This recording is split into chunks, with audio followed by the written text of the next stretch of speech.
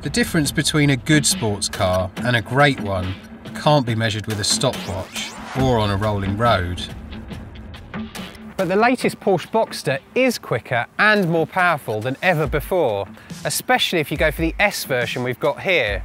Now this car's already been to our test lab and it won't surprise you to know that it was good, very good in fact. But now it's time to drive it on some real roads and find out what makes it great.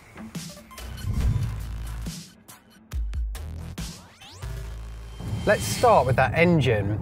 The S gets a 3.4 litre flat six that produces 315 brake horsepower. You can also have a 265 brake horsepower 2.7 litre six in the regular Boxster, saving yourself £8 in the process. Both cars come with a choice of 6-speed manual or a 7-speed PDK gearbox with shift paddles behind the steering wheel. There are three things I love about this engine. The first is the noise. It's got that raspy metallic sound that's so reminiscent of the 911. Just makes the hair stand up on the back of my neck. Second is the speed. This Boxster will hit 62 miles an hour in less than 5 seconds. Find a German autobahn and it will keep going all the way to 172 miles an hour. And the third is the way that power is delivered. The Boxster's in the minority of modern cars in that it's got a naturally aspirated engine. That means no turbo lag, just a relentless surge of power all the way to 7,000 RPM. Wow. That power is pointless if the chassis can't cope with it, but the Boxster doesn't disappoint there either. Its engine is in the middle of the car and that gives it near perfect weight distribution. On the road, that means an amazing feeling of balance and agility. You almost think the Boxster around corners rather than physically driving it. The downside to a mid-engine can be tricky handling, but the Boxster has so much grip, you're unlikely to test its limits on the road. Even if you do, the PSM stability control system will cut in and keep everything pointing in the right direction. This is a car that flatters you. It makes you feel like you're a better driver than you really are. And that's a good feeling. So, the Boxster's a proper sports car, but could you drive it every day? Well, the ride is a bit bumpy around town, but it's more comfortable in here than you might think, and the finish is superb.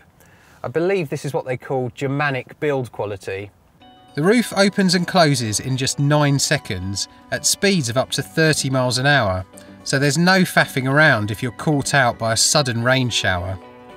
And before you ask, no, you don't have to have this bloodbath colour scheme for the interior. It's a £3,000 option and one that's probably best avoided. While we're talking practicality, the Boxster trumps most of its rivals by having 2 boots. We measured the combined volume at more than a Volkswagen Polo.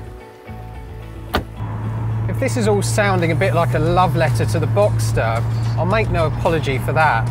I've enjoyed driving this car as much as anything else I've driven this year, including the 911, and I even love the way it looks. But it isn't perfect.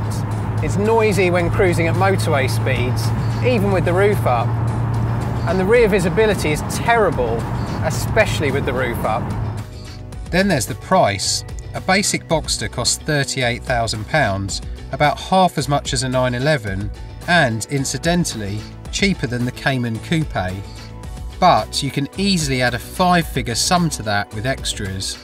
This car's got £14,000 worth of options, including that interior trim, £2,000 a piece for the sat-nav and sports exhaust, and £1,900 for the PDK gearbox.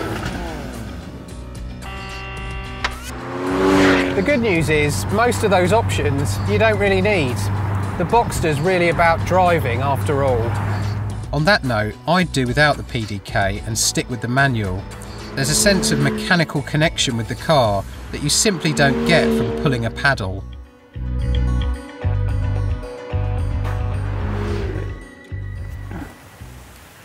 The Boxster isn't cheap, but neither is it the sort of car that only Premiership footballers can afford. And the reality is that on the sort of roads I've been driving today, roads with potholes and speed limits and the occasional tractor, it's as much fun as any Italian supercar. No, the Boxster isn't perfect, but it isn't far off. If I had the money, it's definitely the sports car I'd buy. Click here to read our full lab test review of the Porsche Boxster, watch our video of the Porsche Cayman taking on the Jaguar F-Type, and read our top 10 sports car buying tips.